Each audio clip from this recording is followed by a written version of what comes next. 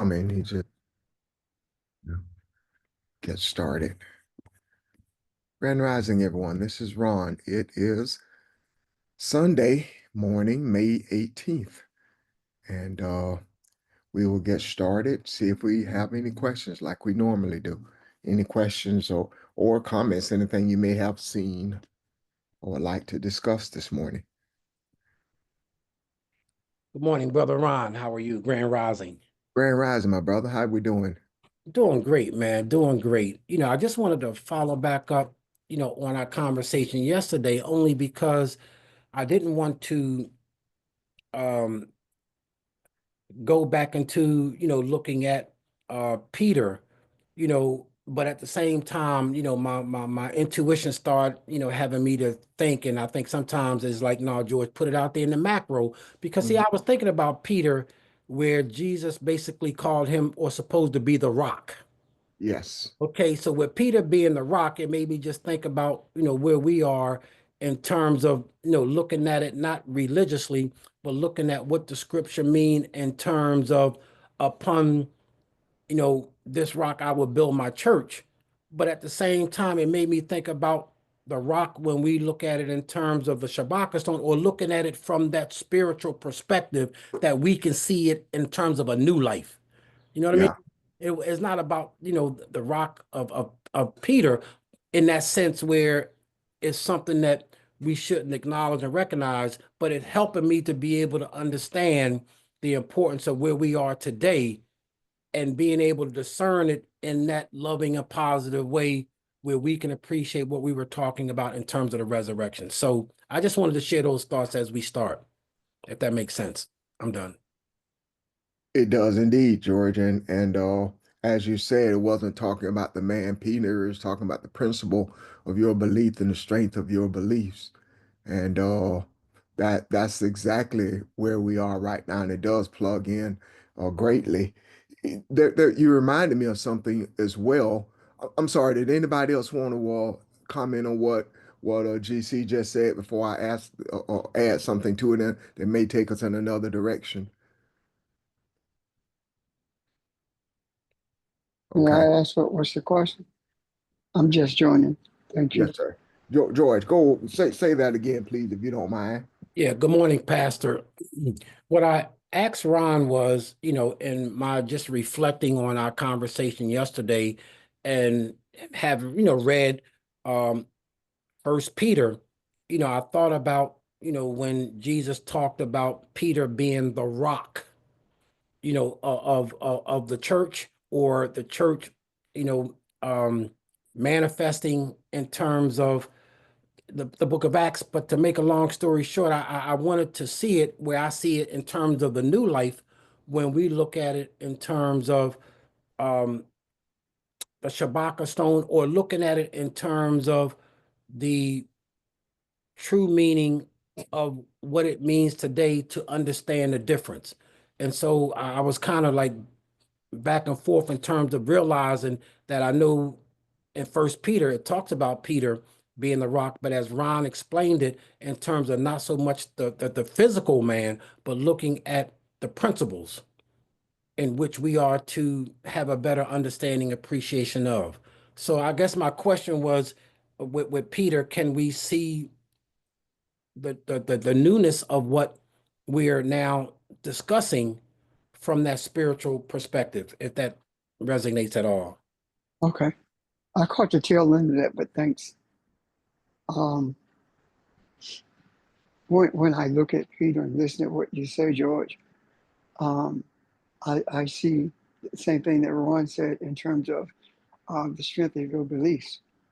How dedicated are you to what you believe? But also, uh, um, I see there that in order for you to be the deliverer of self first and then humanity, you must be committed to what you believe and what you believe about yourself first, and that uh, belief, that commitment must be stable.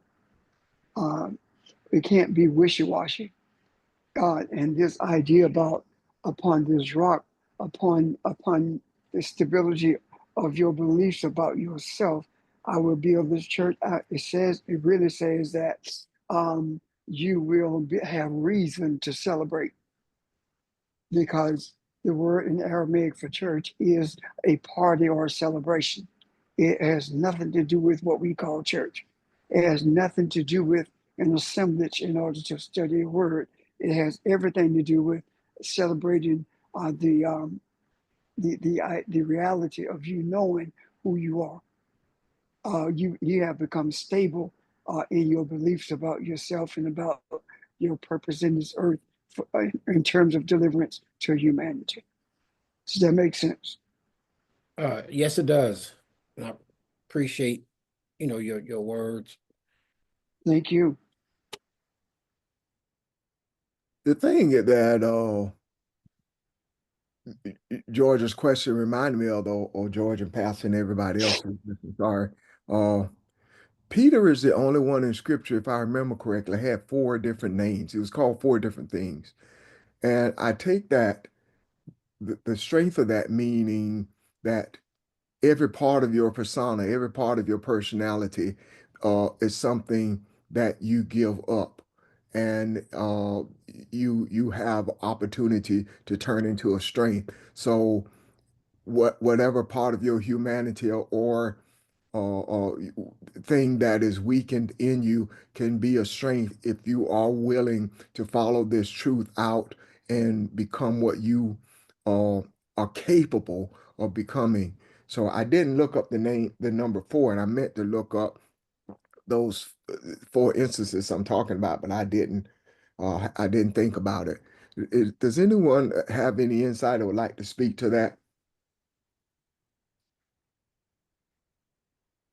Ron, I think that when you look them up, what you're probably going to find is that it's the same thing as terms of stone or rock Uh, in a different language.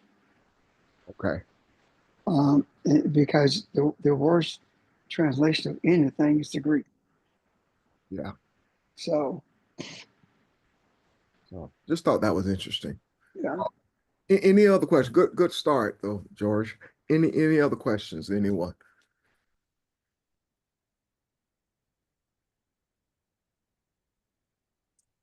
I have a I have a question then, if you don't mind.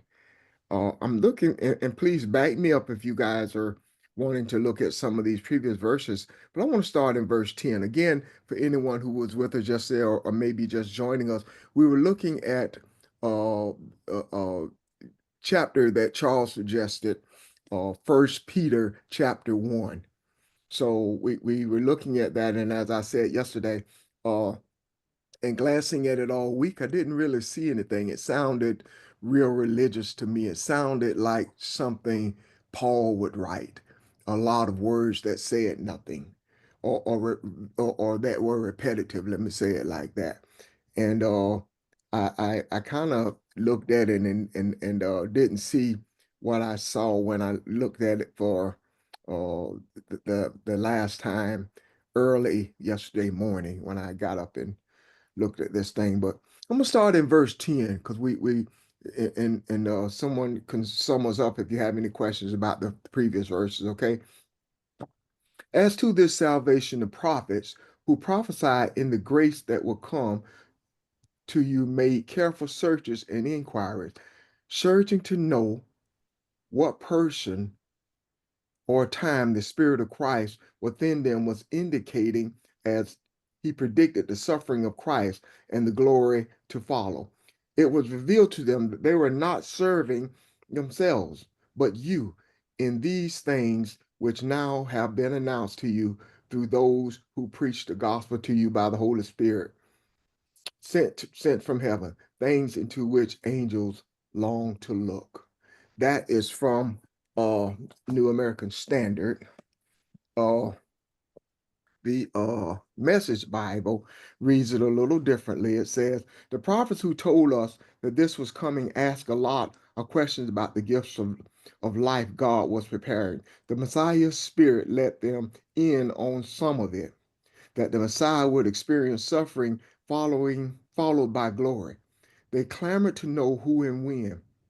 All they were told was that they were serving you, and you who by order from heaven have now heard for yourself through the Holy Spirit the message of those prophesied fulfilled.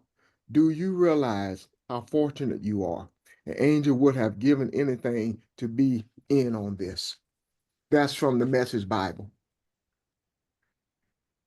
Here's my question. Here's what I'm wondering, or what I'm seeing in this. All the suffering that the African has endured, can that be what this is relating to? Can that be what this is relating to? Or is this saying that when the African recognizes who and what it is, and I'm sorry if you're using a he is or she is, I use it for, but anyway, is this saying that that suffering was preparing you to be the Messiah, to be the deliverance, uh, the deliverance of truth, the deliverance of because it uses in here several times, being revealed to you that you are Jesus the Christ, and we talked about that on yesterday. What are your thoughts on this?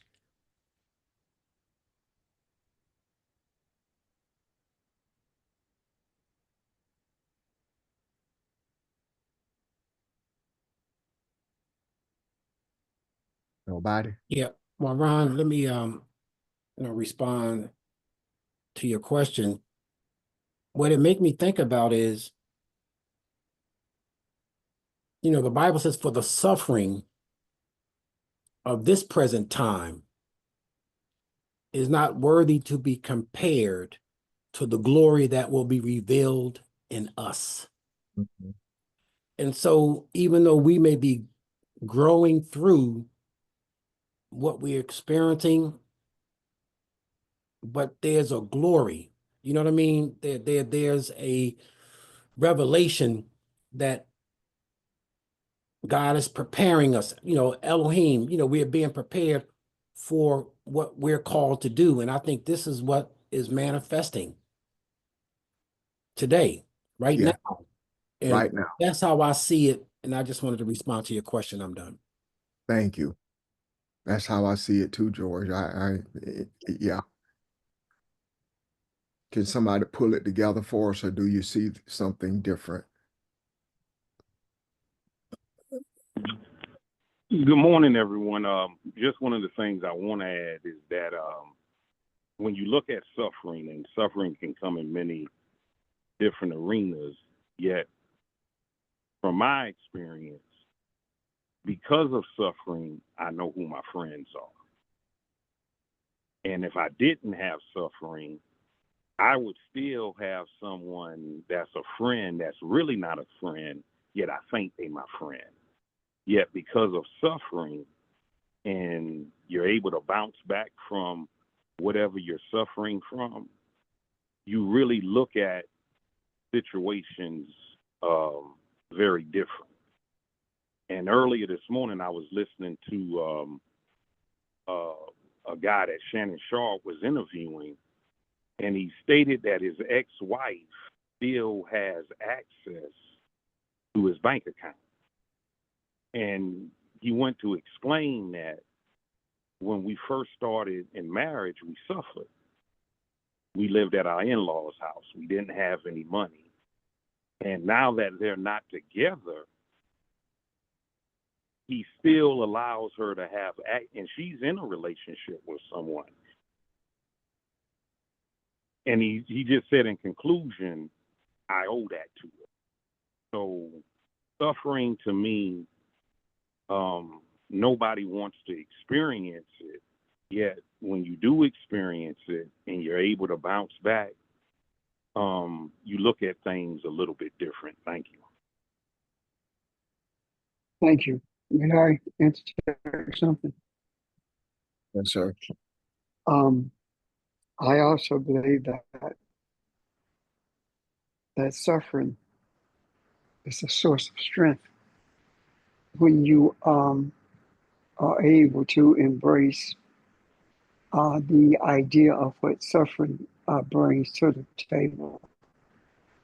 What I mean by that is this: if there is no suffering, there is no search for relief. If in the search for relief from the suffering, you find yourself. When we were engaged deeply in the church and Christianity, um, we were taught that suffering is a thing that we must do because, quote unquote, Jesus suffered.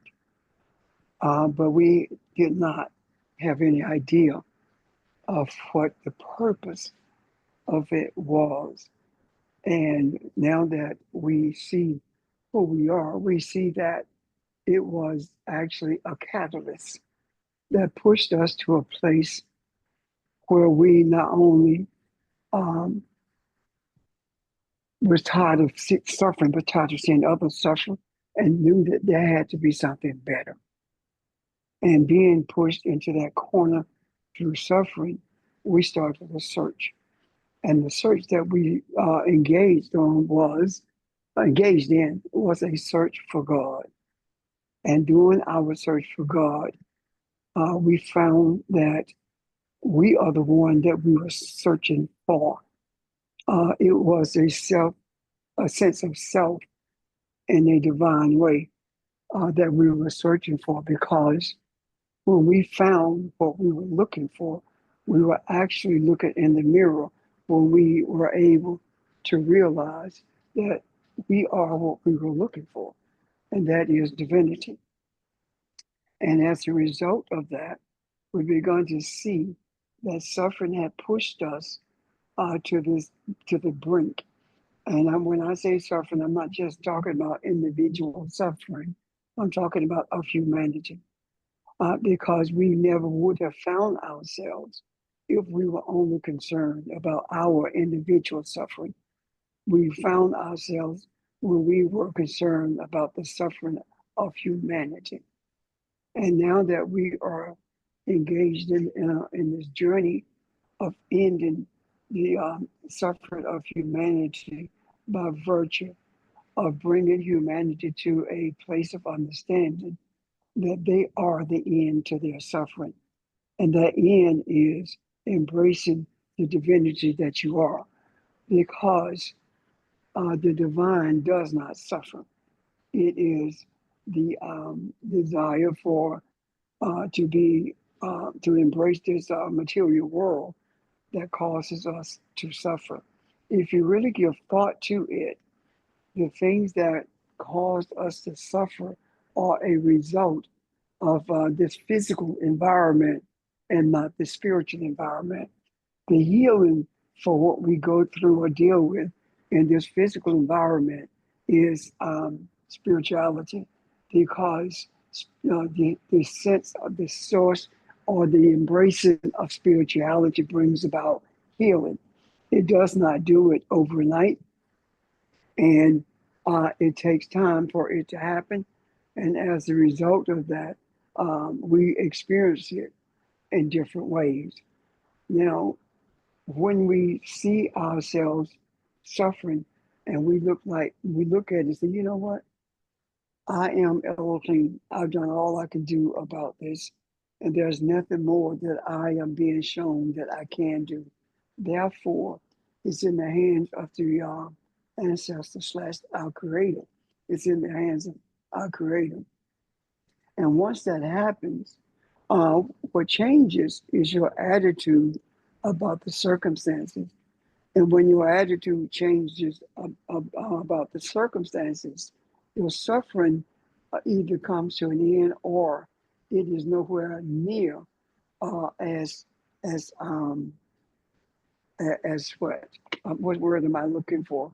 As detrimental as we thought it was. Uh, so um, that the bottom line, I suppose, would be that your attitude about who you are determines um, the extent to which you suffer. I'm feel like I'm rambling, but I hope not. If there are questions, please ask them.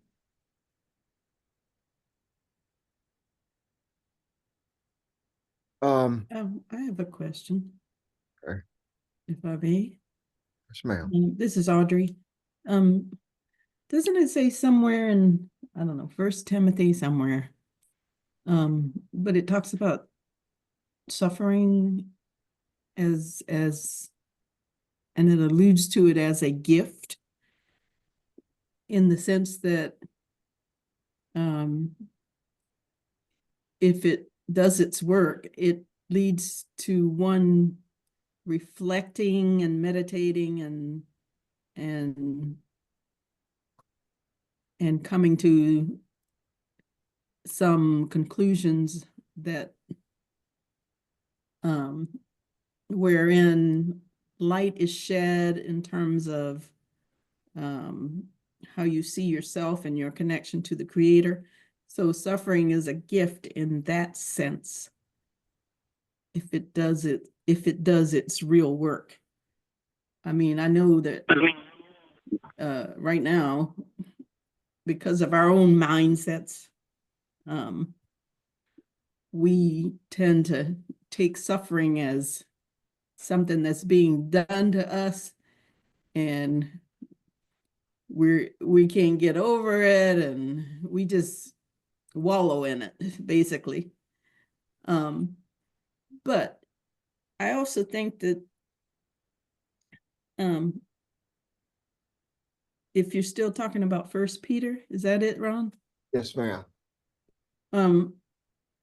I think that if you all the places where it says Jesus Christ, if you just replace it with truth, then it does kind of make sense about how it relates to us as Africans. Because in verse 2, I guess it's talking about how sorry, not verse 2, verse 4. How once we've realized the truth, we can also realize that our inheritance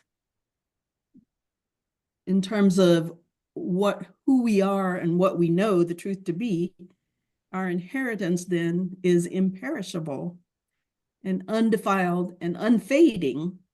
And this is from the RSV.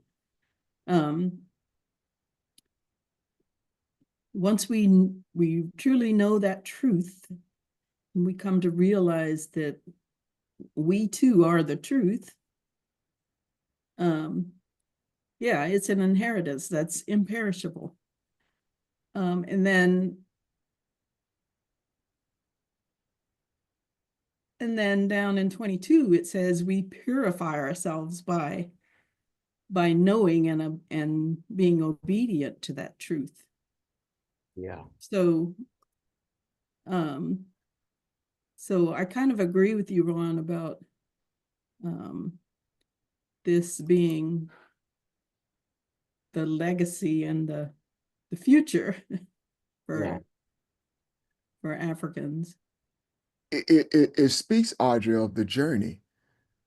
It speaks of the journey. See, I think I'm saying we're saying the same thing in a different way. When it talks about Jesus Christ, it is talking about the African and the journey. The journey is you start to pursue truth and you recognize something more.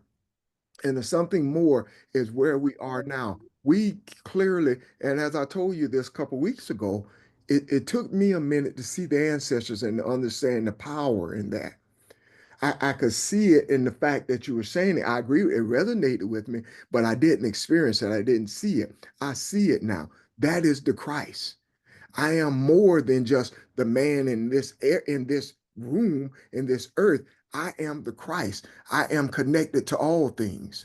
So this is talking about the suffering of the Christ. So throughout the history of mankind, the suffering of the African has evolved to a point where that resonates in all of us. You could see something happen on TV. One of the things I'll never forget, I have forgotten the name of the church, but Pastor talked about that man, that preacher in Savannah being pulled from his congregation and beaten in front of his people. That has stuck with me almost like, you know, when he first said it, I thought I was going to need therapy. I did not like hearing that. But it's one of the things that stuck with me. So the suffering that we're talking about is not Ron about Ron. As it says, this is not about me. This is not about you. This is about mankind. This is a lot larger than what we're looking at. So you are, when it talks about the suffering of the Christ, I see that as us. It's saying this is, all of this is coming. If you recognize this, all of this has meaning to it. And as you say, what you recognize is I am truth and truth is me, and nothing can tarnish that. Nothing can happen to that can weaken that in any kind of way. And I didn't tie it into verse 22, but the purification of your soul, all of that is involved in who we are. So as you look at this thing, is to me, is talking about us and the evolution of us growing into what we are, or uncovering truth to see exactly who we are. It's probably another better way of putting it. I That suppose, verse that Audrey was talking about was 1 Peter 4:12. And in that little section there, it talks a lot about suffering as well in that section. Okay. read that verse, Barbara, if you don't mind. Okay, 4:12. Beloved, think it not strange at the fiery suffering among you that is coming to try you, as if a strange thing were happening to you. 13, but rejoice, inasmuch as you are partakers of Christ's suffering, or the African suffering, that when its glory shall be revealed, you might be glad also with exceeding joy. 14, if you be reproached for the name of the word Christ, happy are you, for the spirit of glory and of God rests upon you. On their part, he is evil spoken of, but on your part, it is glorified. But let none of you suffer as a murderer. It distinguishes the types of suffering. It says, but let none of you suffer as a murderer, or as a thief, or as an evildoer, or as a busybody in other men's matters. Yet, if any man suffer as this says Christian, this is the YLT translation, let him not be ashamed, but let him glorify God on this behalf. For the time has come that judgment must begin at the house of God. And this first begins with us. What shall end be of them that obey not the gospel? And if the righteous scarcely be saved, or shall the ungodly and the sinners live? I think that's wherefore, let them that suffer according to the will of God, I'm translating the will as that which is in rhythm with the universe, that vibrates with the universe. Let them that suffer according to the will of God commit the keeping of their souls to it, in well-doing, as also a faithful creator.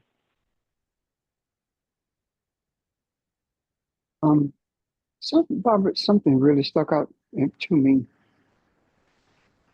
Two things, well, a couple of things. One is when it says, let us not suffer as murderers or robbers, it said, let us not suffer because we disobeyed the principles of Mayotte. Can you see that? Right. Exactly. In other words, let us not suffer because we obey the principles and of the earthly kinds of material things, amoral kinds of things. Yes. So yeah.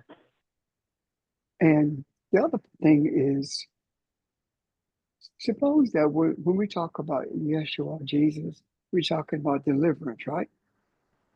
Or deliverance. Suppose that Jesus the Christ, um, suppose that means that their deliverer, spiritual deliverance. Suppose that's what he's talking about. Is qualifying what type of deliverance is being spoken of. Does that make sense? Yeah, it been focused on the energy rather than the man, Yes, rather than the physical. yes.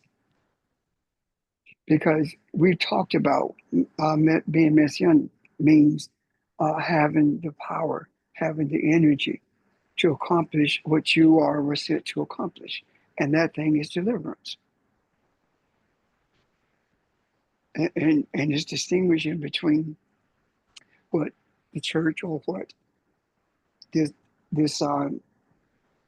physical environment teaches us that deliverance is, as opposed to spiritual deliverance. And spiritual deliverance is embracing who you are. And that's much more powerful than expecting that deliverance through an entity outside of myself, or, Yeah. or a physical entity, or a physical thou shalt not, whatever.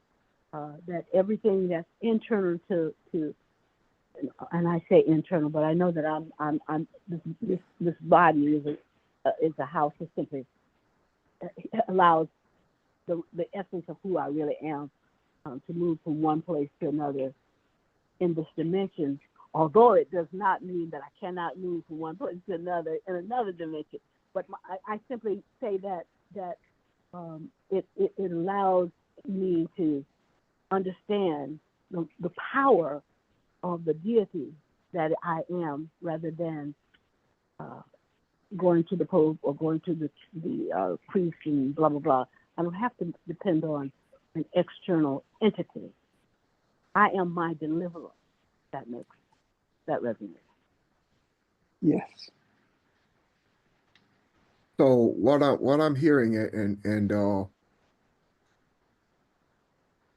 something we said a few weeks ago, and I forgot how it was worded or what lesson.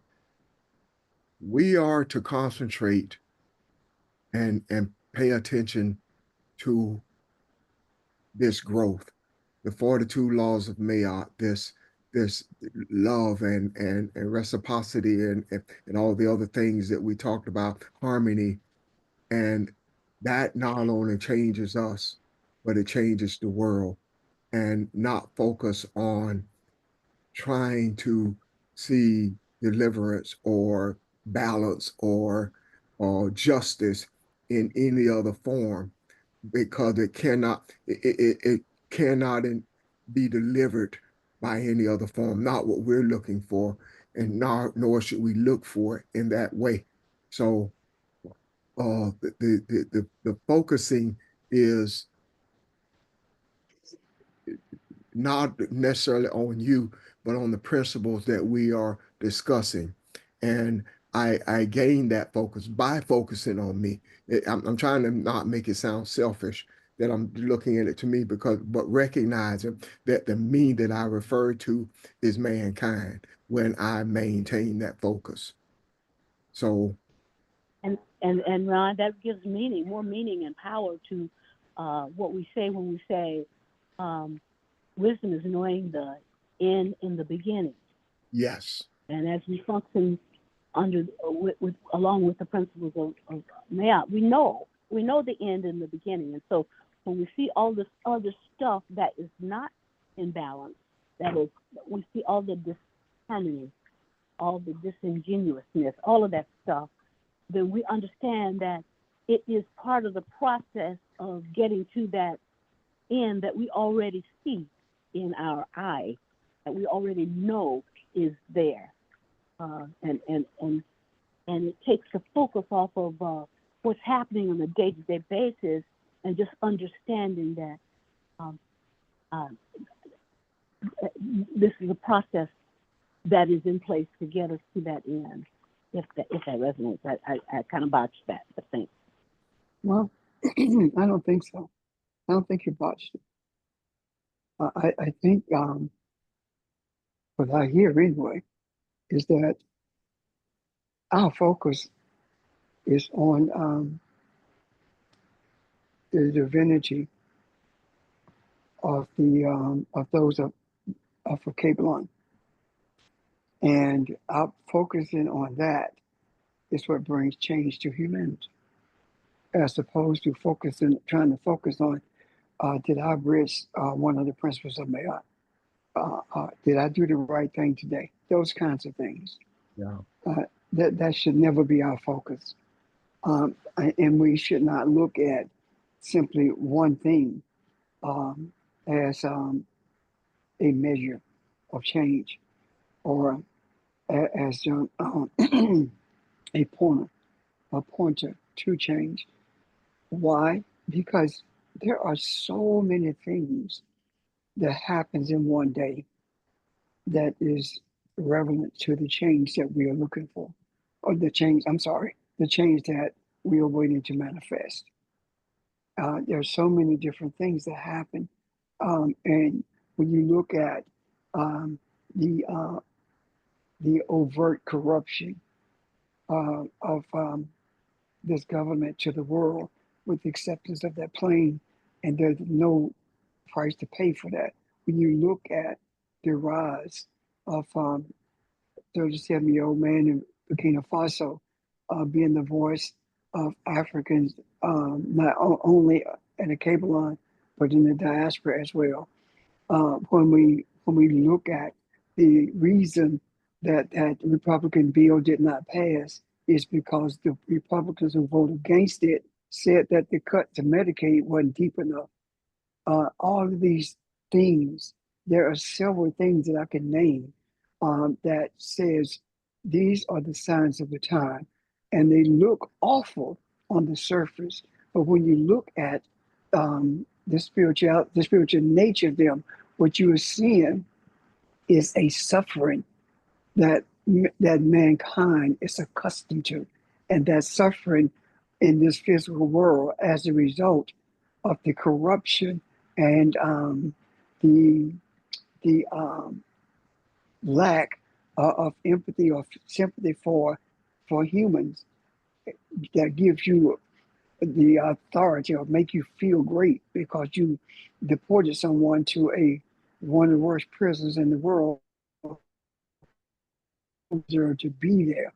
When we look at those things, those are the things that actually show us the suffering of humanity. So when people began to suffer because their Medicaid is cut, when they began to suffer because Social Security is cut, when they began to suffer because of all the corrupt things that that they're seeing, that they're experiencing, that's what pushed them to seeking a better way. And when they seek a better way, that's when they began to see who they are. Does that make sense? One more thing I want to say to that as well. The ones with a European mindset, what's happening, especially the females, they are crying to be delivered from the children of a Kabbalah. Where are the black folks? Is what the cry is. Oh, in other words, when is the African going to deliver us? That's what they're saying. When are the children of Kabbalah going to deliver us from this misery? And the ancestors are saying they don't want to be delivered from the misery for the right purpose. They just want themselves to be delivered, not caring about the African having suffered this over centuries. So they haven't suffered enough yet. The depth of the suffering is not great enough for them to seek a better way for humanity. They are simply seeking a better way for them. Does that make sense? It does. So suffering is a gift. It It is. does. Yes, it is. It's a gift that keeps on giving to you to find out who you are. I want to make sure, Pastor, because I had a question in all this and I wanted to come up, and I think you guys may have answered it, but I didn't ask it at first because I thought it would come out a little clearer to me. This talks about in the Message Bible, it talks about the suffering of Messiah. In New American Standard, it talks about the suffering of the Christ. Uh, so that's what you're explaining, because this is that spiritual energy. Uh, help me with that, because Well, Christ and Messiah are the same thing. you're right. But as we've said, we're talking about the growth and becoming the other side of this thing, the spiritual energy of it. Uh, I'm trying to see that. Okay. The suffering of the Christ. Let's look at that, okay? Yeah. First of all, let me repeat again that we don't get word for word verbatim Right. of understanding or translation. When it talks about the suffering of the Messiah, it's talking about you suffering because you don't know who you are. It's a struggle for the ancestors to talk to us, and we don't hear them. We don't listen. We don't respond. That's a struggle. Think about it this way. You are an ancestor. You are the spiritual essence of deliverance, right? Mhm. You are that energy. And you're screaming to Audrey, I'm here for your deliverance. I'm here to guide you to a pathway of deliverance. But Audrey keep living with a European mindset. You understand what I'm saying? Okay. So when she embraces the reality of who she is, then the suffering of the ancestor ends because of that embracing it. Does that make sense, Ron? Yes. Well, I mean, there's duality in everything. Suffering can be the gift that gives, but it can also be the gift that that creates a lot of chaos. As now. Yeah. So if you're in the right mindset, then suffering causes reflection and a remembering of who you are. But if you're not, it can cause whatever, depression, or moving away from the creator. It can cause all those kinds of things. And we suffer for no reason most of the time. We suffer because of what somebody said or what they did not, because they didn't meet our expectations of them. I mean, we go through changes for no reason. And when you really give thought to it, if just because something happens to you, it doesn't mean that you have to suffer as a result of it. When you recognize what it is and you embrace that this is something that I need to help me purge, then your perception of it shifts. So it is not the suffering anymore. Does that make sense? Yeah, perfect sense. So I suppose the bottom line is that we determine not only the depth of our suffering, we determine when we are going to end the suffering. The suffering does not end in suffering does not mean the circumstances change. Yeah, agreed. In First Peter again talks. I mean, yeah, it is First Peter, 4:12. It talks about not only do we need to endure the suffering, but because we know the end and the beginning. We know the end. My insert. It says rejoice in that. In other words, that's why we can still have joy in spite of what's going on in the world today, because we know the end and the beginning, and that end is a peace and harmony and truth prevailing, etc. Yeah.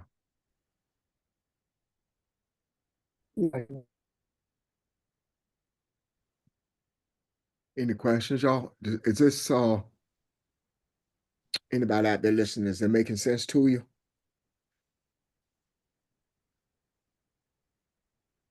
It's making sense to me, Ron.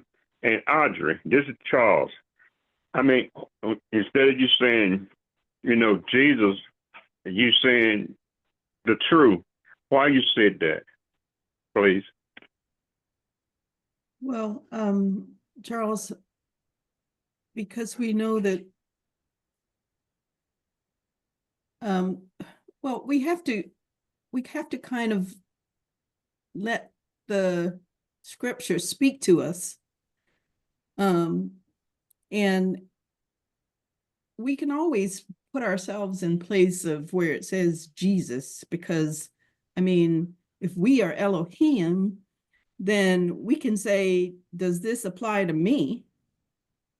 And it makes it more personal as opposed to that nebulous concept of Jesus. That was Jesus who did that or whatever. If we put ourselves in that place in terms of us being Elohim, then we are able to say, am I this? And also know that I am this. But Do you see what I mean? Yes, because May I add to I that? wasn't asking that question because I really want to know, because like you said, that instead of we're not putting ourselves in this book, we're not putting ourselves, we've been taught the way we can't be like that. We've been taught Exactly. the way we can't do these things. Mm-hmm. So Yeah. I'm thanking you for saying true. Yeah, it becomes much more personal to us. Yeah. Yeah. And because whenever you say Jesus, subconsciously you saying a man. You're not talking. Subconsciously you're not talking about deliverance, because we have been taught for so long that this is a man and you can never be this man. So I embrace totally the insertion of self, or you, or the insertion of deliverance, or the insertion of the essence of what's being said there, as opposed to using it as though it is a proper name. Because there's so much goes on in our mind when we use it as a proper name, because of what we've gone through. And so when the word talks about I am the way, the truth, and the life, it's not talking about a man. It's talking about an energy, a resonance, a vibration, an essence, and it's talking about me, because as I was created, and I am the creator, and I am that essence of truth too. And if I don't do what I need to in alignment with my essence, that's when I get into trouble, and that's when those sufferings become things that I go through because of my choice not to align myself with the resonance of the universe, with the resonance of that energy that's beyond, that's unspeakable. Yeah, Barbara, is the journey that leads to truth. And when you embrace truth, you begin to realize what life is, spiritual life is. And no one can enter the kingdom except they come by me. Me, meaning, except they come by the way of truth, except they come by the way of desire to understand your essence. That speaks volumes to me. You can't come to the kingdom without being delivered. Does that make sense, Barbara Jean? Yeah, yeah.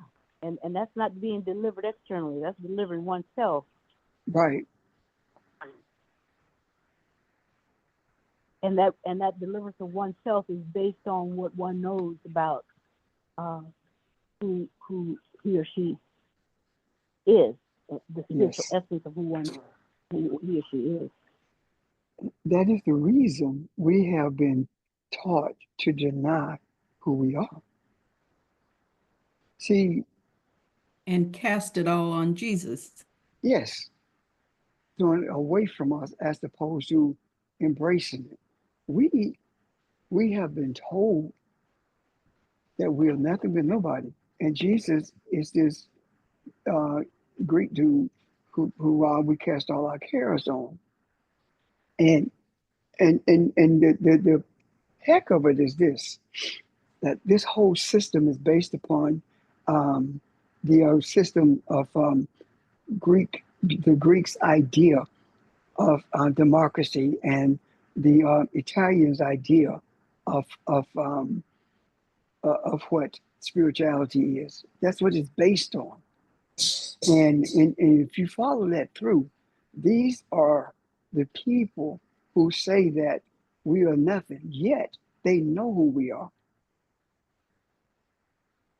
They know that the Hippocratic Oath is really imhotep. They know that. They know who we are. They know that we're the children of the sun. If they did not know who we are, why is it they're crying for us to come to their rescue right now? We are the ones who don't know who we are.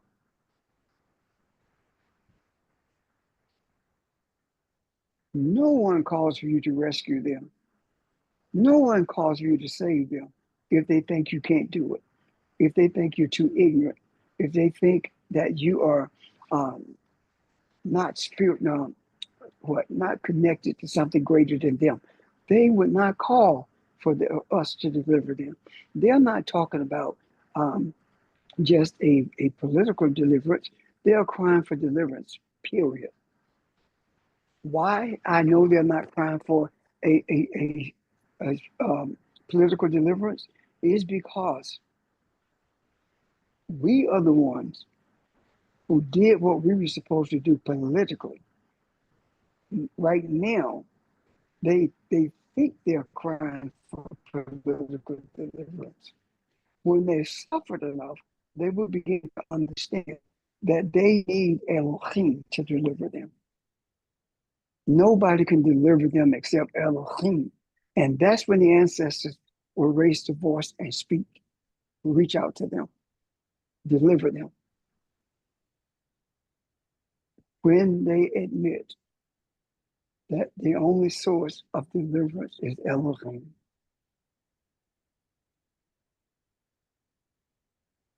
I see that in what's happening in Burkina Faso. I see the Russians are protecting. Of course, they want something out of it, and they have already signed an agreement to have access to that mine. I see the North Koreans. I see the Chinese. I see the Turkish coming to support to protect the life of Ibrahim. Why is this happening? They're not doing this because they love him. They are doing this because they want a leg up on America, France, and the rest of the European countries. That's why they're doing it. It doesn't matter their reason for doing it. What matters is the results. That's what matters. And the results of that is a child of a Kabbalah bringing deliverance to the continent, to the people, to the spirituality, to the spiritual nature of the children of the sun, so that everyone else can be delivered. Deliverance in the earth does not take place if the children of Kabbalah are not delivered. If the cradle of life, which is the whole continent, of course, if that cradle of life is in bondage, the whole world is in bondage. And we are seeing a cry for deliverance, and we are seeing the protectors to bring this deliverance into focus simply because they want something out of it. They are the ones who have destroyed everything. They are the ones who have colonized everyone who doesn't look like them. And now look at what's happened. The colonizer is pitted against the colonizer for the deliverance of Akedanon. So I believe very strongly, especially when I heard that Ibrahim had rejected the building of 200 mosques. That's rejecting Islam. When you reject 200 mosques being built at no cost to you, that's and you say your people can pray any place.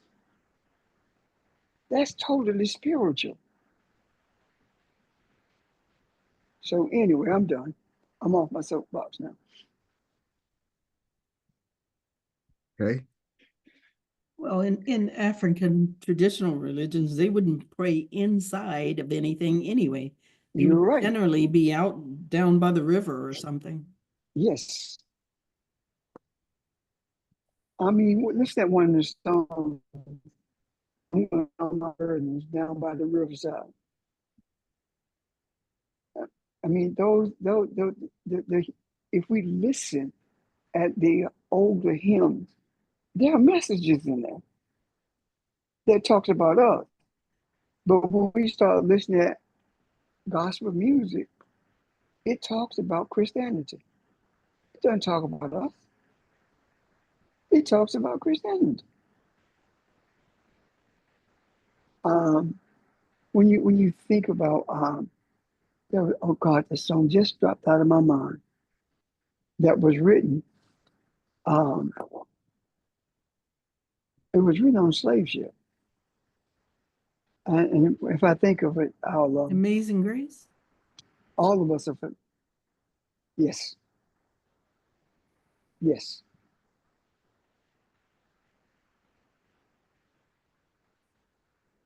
It's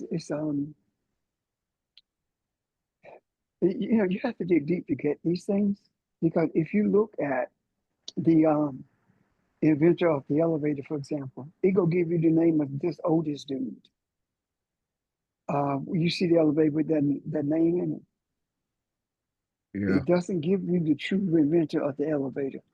You have to dig deeper into that, brother.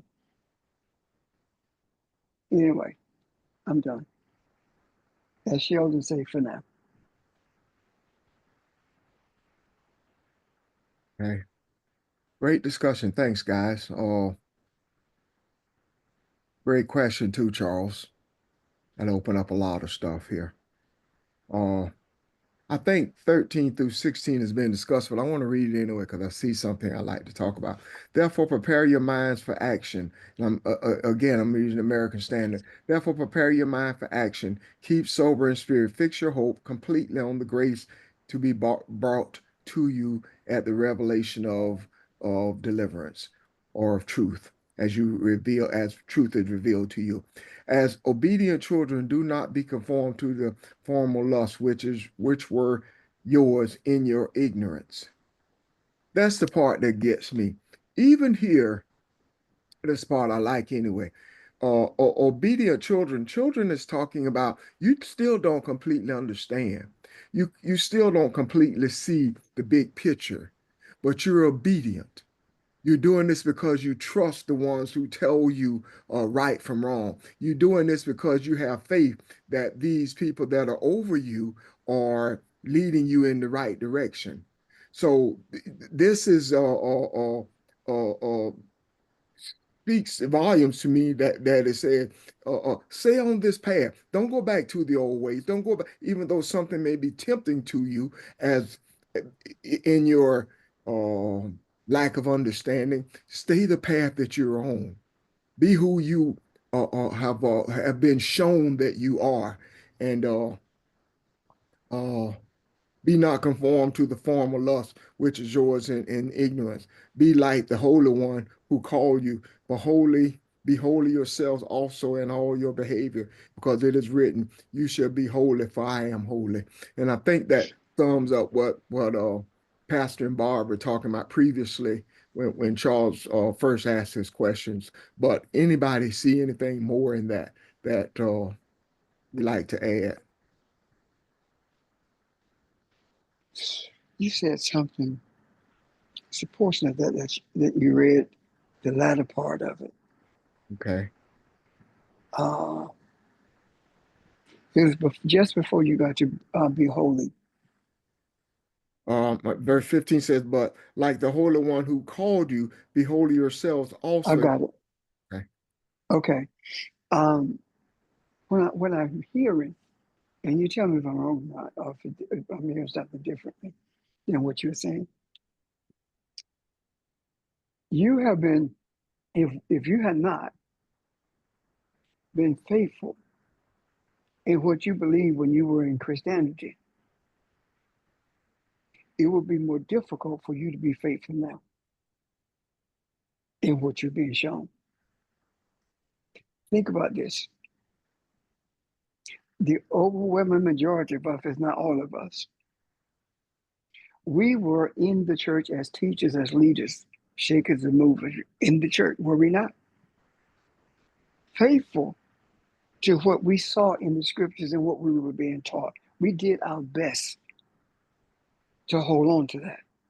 And because of that faithfulness, because of that commitment, it made it a little bit easier for us to answer the questions that we were asking and not getting answers to. And when we got answers to those questions by our research and our questioning each other, our faithfulness, our dedication increased. And as it increased, it moved us further and further away from the Christian foundation that had been laid for us. And it gave us greater insight into spirituality as opposed to religiosity. Does that make sense? If you committed to nothing, it's hard to get you to commit to something. Yeah. That's what I'm saying. So this whole, and when it talks about us being holy because I am holy, meaning that you have been set aside for a purpose. Because I am set aside for a purpose. In other words, I'm in this world, but I'm not of this world. I'm separate from all of the chaos that racism and greed brings about. I'm separate from that. So you must be separate from that also. And when you're separate from that, you're seeing, your sight with the third eye is much sharper than it has ever been. And when we talk about the third eye, there are those who think that we don't know what we're talking about. However, if that was not real, then why is it that every group of people on the face of the earth, with the exception of Europeans, have believed that the third eye exists? That it has always been in the history of the African in particular, and shared worldwide with other indigenous people. So this idea of the third eye is something that I'm sure that some of you struggle with. But rather than try to explain it, understand it to the point where you can explain it all, whatever resonates with you, hold on to that. Because when something resonates with you, that is your soul agreeing with what's being said, even though your mind does not understand it. I'm done. Yeah, I was just going to add to that when you are seeking truth, it will resonate with you, and resonate deeply. So that is what enables us to go beyond religiosity, to finding the spiritual truth of things.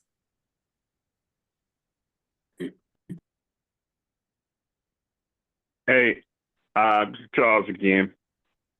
Now I understand why you need truth. You know, truth. I'm going to finish out what I'm saying. We always been at the door. We never got no further than the door. So if you take truth, I'm gonna lock that door and let you in. All the like that. spiritual stuff that Yeah. you need to know. Yes, Yeah. yes, I like that. And if you don't hold on to nothing but that, you're good.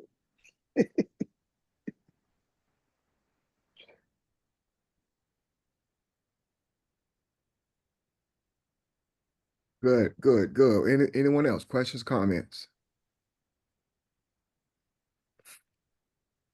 These next verse, and you know what, guys, I have had no plans of looking at this verse by verse, but as we look at this and it's being revealed, I think we're seeing the value in this.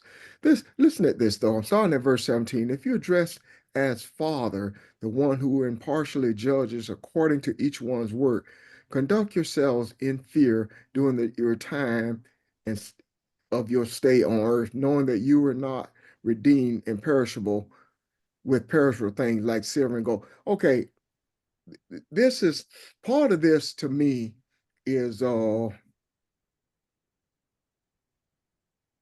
of the confusion that the Bible offers.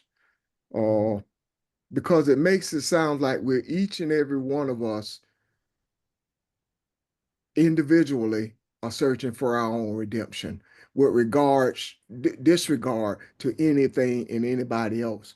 When it says according to each one's work, conduct yourselves in fear in your time and your stay here on earth. I think that is a lot of where confusion comes in because it looks like it's talking about something totally different than what we're talking about. It looks more individual to me, and more, that part sounds more religious to me. Uh, and I just, if we can kind of pull that together, those verses, uh, knowing that verse 18, knowing that you were redeemed with perishable things like silver and gold from your feudal ways of life inherited from your forefathers, but with precious blood as the lamb, unblemished and spotless, the blood of Christ. Uh, what do you guys see in that 17 to through, well, as far as you want to go with that? Ron, look at that again. That 17th verse where it says to every man, right? Uh-huh. Look at that. Because when I'm looking at that, it says man, it speaks to something like each or every. And, So yeah, in the New American Standard, it does say each one's work. Uh, in other words, not showing partiality to anyone's work.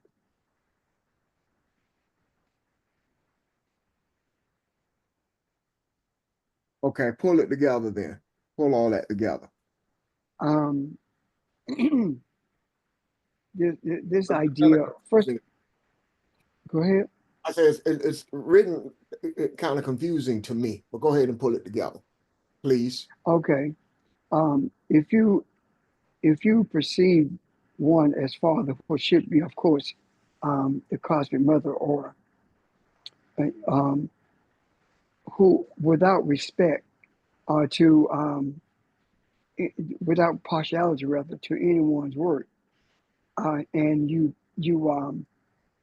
turn everything around or turn everything upside down. By doing that, then your journey, the place where you dwell, your journey is not as long as you think it is. Not only that, but you have no reason to dread the journey itself.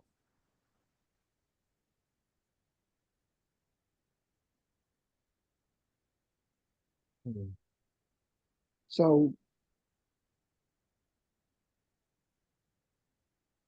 Okay.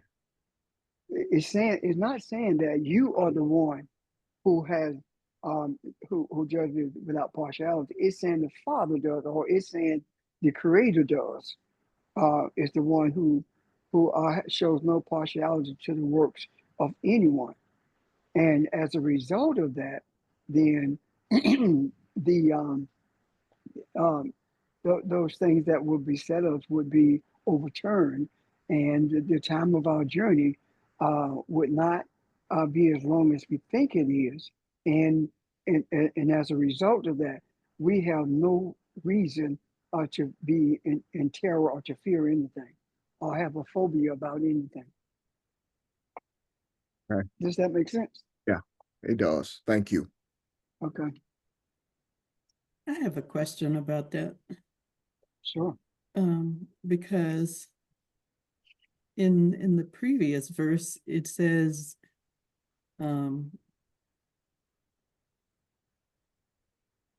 be you're holy because the Creator is holy. And then in the next verse, it says, and this is from the RSV, it says, conduct yourselves with fear throughout your time of exile. That doesn't make sense to me. If you're holy as the Creator is holy, Oh. what does that word fear mean there? It means fear, but it's talk about you have no reason to fear. Well, Right now, we're well, going through. let me read what the RSV says. And this is 17, and if you invoke as Father him who judges each one impartially according to his deeds, conduct yourselves with fear throughout the time of your exile. Well, that word fear can also be translated as reverence. Okay. Okay. Then that must be what it translated as, because it doesn't make any sense going from you being holy to you being now fearful of whatever. Anyway. So put it all together, Audrey. Those two verses. um, I'm serious. well, if you believe yourself to be holy, you believe yourself to Elohim, then there is nothing to fear. And because of that, you will live your life based on the fact that you are not fearful. You will live your life according to the principles and laws of Maya.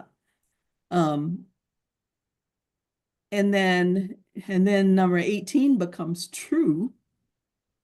You then know that you've been ransomed from the feudal ways inherited from your fathers.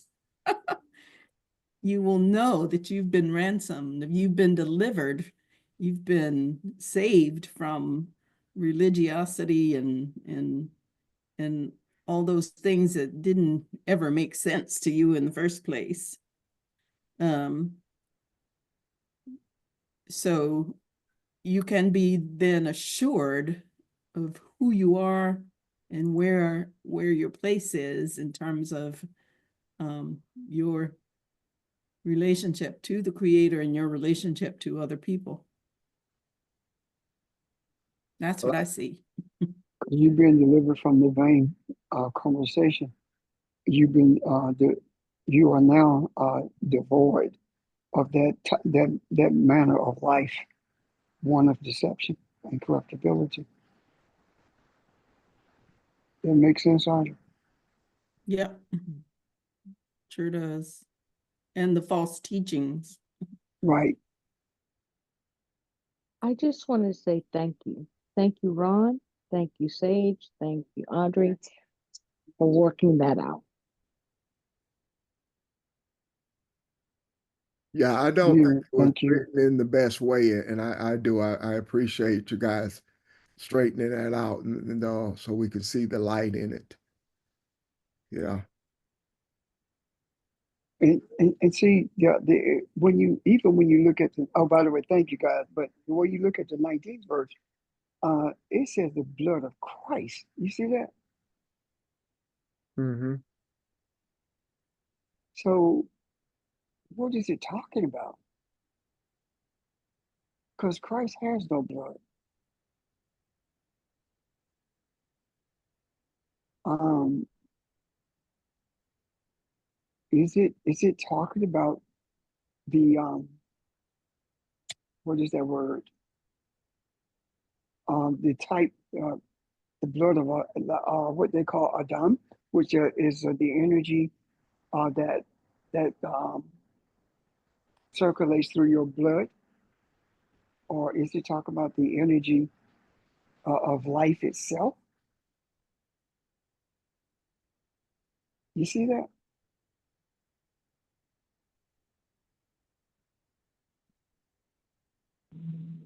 Hello, this is Sheldon. In the Aramaic, is instead of saying Christ, it says the blood of the Lamb. Okay. I'm not sure the answer, just giving that. It moves me closer, Sheldon, because it talks about a lamb without blemish. So it's Yes, talking so about you rather, move to a moral state. You're being seen as a lamb.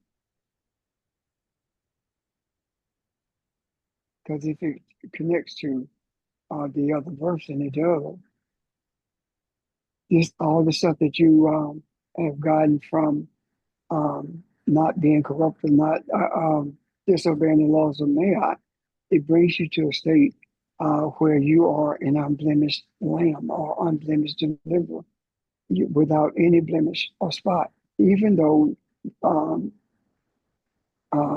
this idea of being without blemish does not mean that you are that you don't make mistakes, that you don't do some things. This without blemish is referencing the spiritual nature of your journey, of your search, the spiritual essence of who you are, as opposed to making application of it to the physical entanglements that you may be dealing with at that moment. Does that make sense? yes, and even with the spotless, they use instead impurity. Right. So when you become holy and you've been redeemed from those feudal beliefs and ways that you inherited from your father, then you become like a lamb without blemish or spot. Yes.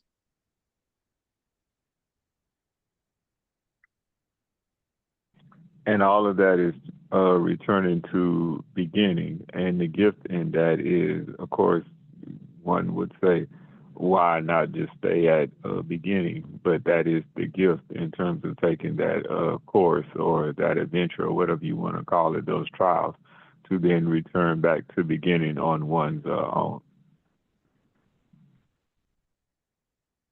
And this was so. This was preordained even before the foundation of the world was laid. So, children of Cabelon, please understand that these are the things that you receive a knowledge of or become aware of when you embrace who you are. When you refrain from embracing the lies that have been told to you about who you are. When you see that you are, in essence, the spiritual life of this earth. When you understand this, then you know that this was done before the foundation was laid. Because if you're not who you are, the life of the lifeblood of this earth, then there would not have been the need of laying the foundation, because life could not have come from the foundation. You were the one who has given life to this foundation,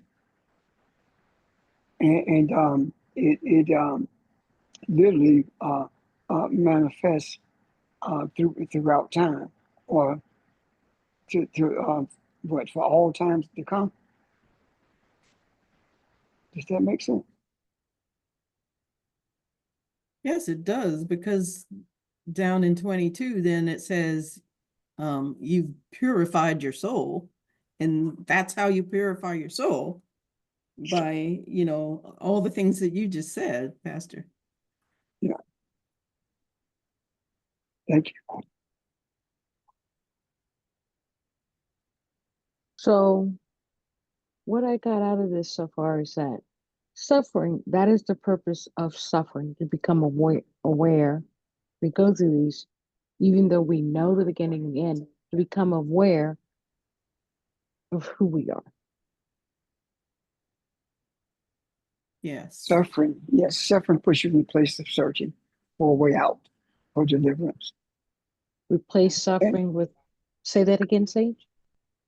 Suffering causes you to search for a way out of that suffering. And in doing Okay. so, you find out who you are.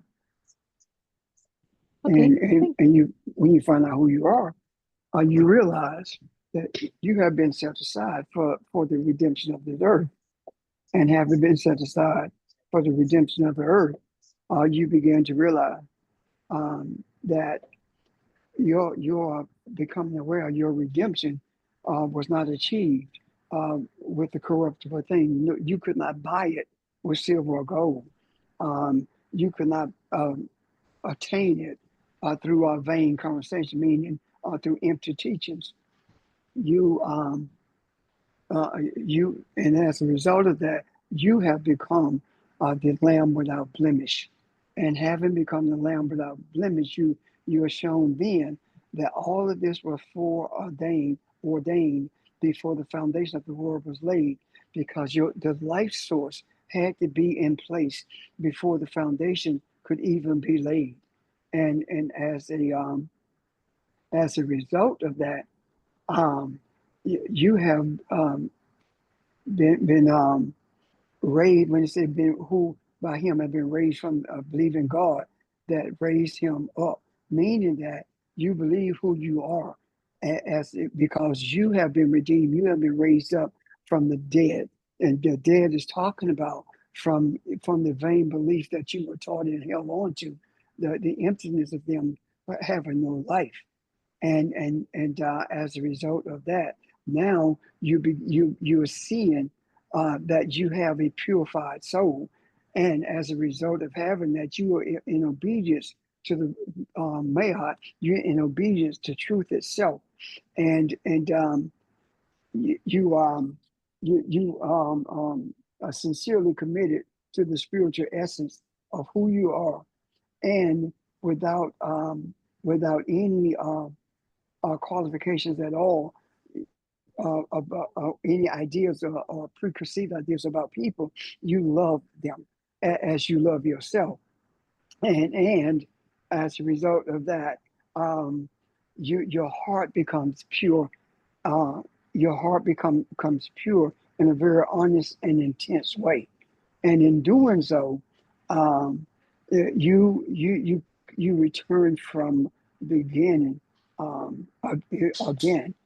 You are with an incorruptible seed, and now uh, you see that your words are divine. You see that your speech is divine, and and because of that, your breath, your spirit, your living remains forever. It never leaves the earth, because all the flesh and the grass and the glory of man, um, all of this withers.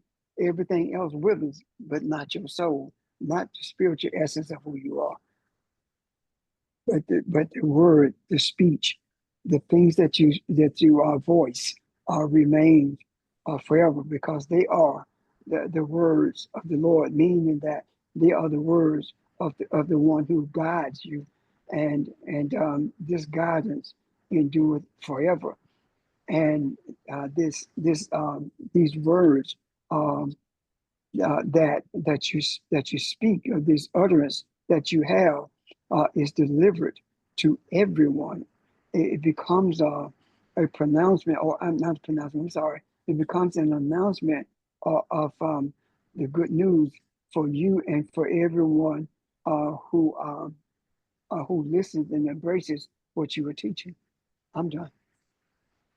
Does all that make sense? Every bit of it for me. Questions or comments?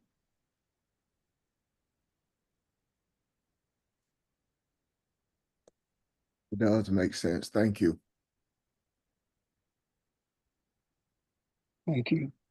I know I talk fast, but I had to see it as I read it in my on the scroll that I'm, you know. Yeah.